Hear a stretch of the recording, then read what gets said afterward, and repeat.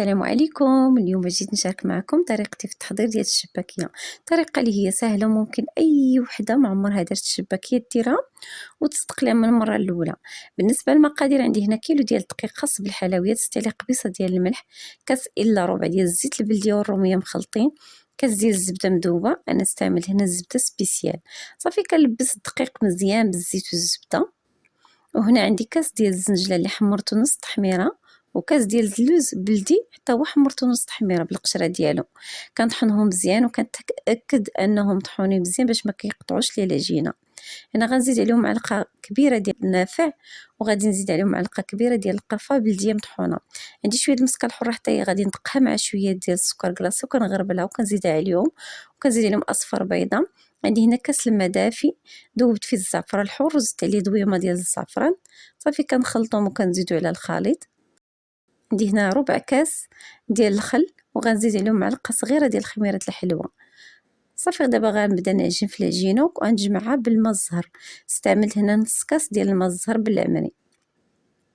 واحد الملاحظه البنات، بالنسبه للبنات اللي ما متوفرش عندهم اللوز، ماشي بالضروره انكم ديروا فيها اللوز، ديروا فيها 2 كيسان ديال الزنجلان، وغير مهم انكم تاكدوا انهم مطحونين مزيان باش ما تبقاوش هكاك طريفات ديال الجنجلان ولا حبات ديال الجنجلان صاينين باش ما يقطعوش لينا العجينه.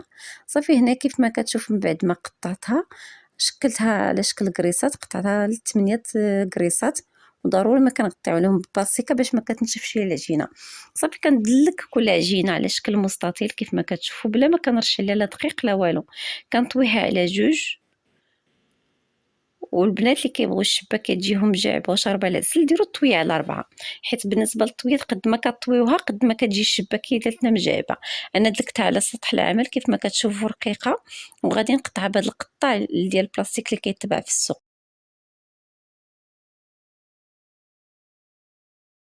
بالنسبه للشباك كنهز الشريط الاولاني كنخلي الثاني، كناخذ الثالث كنخلي الرابع، والخامس كنقرص ليه لودينات كيف ما كتشوفوا، وكنقلب الشريط الاولاني على الثالث، وفي هذه الجهه كنقلب الشريط الثاني على الرابع وكنقلبها وكنقرصها في الجناب. وهنا غادي ندوز ندير لكم واحد التشبيكه واحده اخرى، التشبيكه العاديه اللي كنا كنديروها في صغرنا. كنخلي 5 د الاشرطه و6 كنقطعوا. هانتوما كيف ما كتشوفوا كناخذ كل 2 اشرطه كنقلبهم على بعضياتهم، من بعد كنقلبها وكناخذ اخر شريط كنقرص ليه اللودينات وكنحلها من الوسط. كنتمنى انني نكون شرحت لكم مزيان. كنقرصها في الجنب من بعد ما شبكتها كامله، خطيتها بالمنديل، خليتها انا ليله كامله حتى نشفت، ممكن تخليها غير 6 سوايع.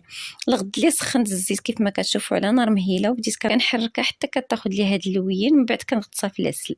بالنسبه للبنات طريقه العسل راه سبق لي شاركتها معكم في القناه، غنحط لكم الرابط في صندوق الوصف. بالنسبه من بعد ما صفيتها من العسل زينت نص بالزنجلان ونص بلوز ايفيلي.